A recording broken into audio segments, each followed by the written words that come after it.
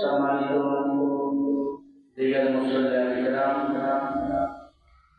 আসসালামু আলাইকুম ওয়া রাহমাতুল্লাহি ওয়া বারাকাতুহু।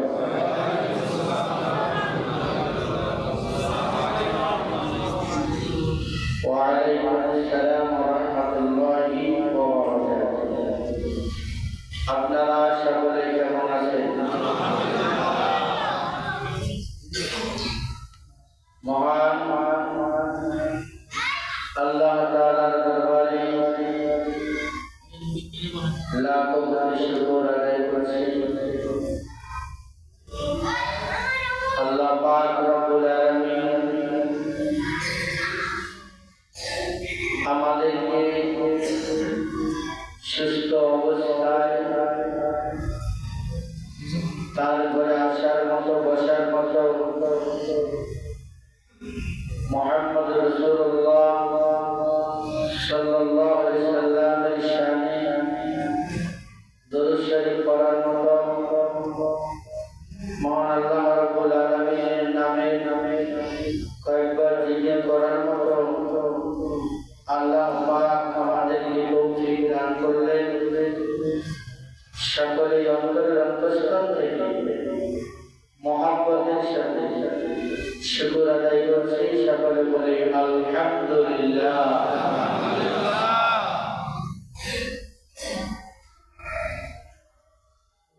লক্ষ কোটি দরুদ আর সালাম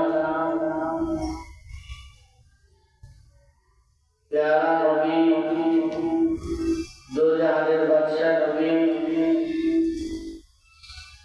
মুহাম্মদুর রাসূলুল্লাহ সাল্লাল্লাহু আলাইহি সাল্লামের উপর সকলে একবার অন্তঃস্থল থেকে মুহাব্বতের সাথে দরুদ শরীফ আদায় করি। সকলে বলি সাল্লাল্লাহু আলাইহি ওয়াসাল্লাম।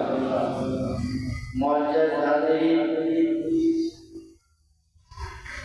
আল্লাহ পাক রব্বুল আলামিন আমাদের পূর্বপুরুষ যারা বিদায় হয়েছে, যারা চলে গিয়েছে, অন্ধকার কবরের যাত্রী হয়েছে,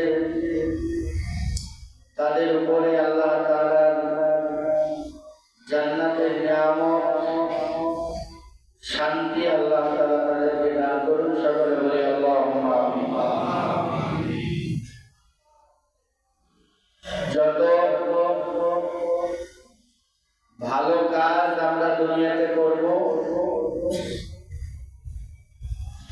এই ভালো কাজের প্রতিদান আমরা আখিরাতের ময়দানে, হাসরের মাঠে পাবো ইনশাআল্লাহ।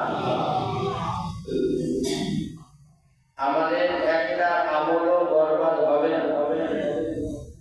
প্রতিটা নেক কাজের সওয়াব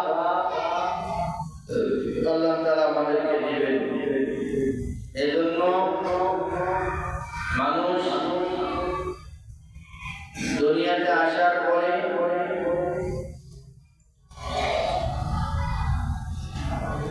এমন ভাবে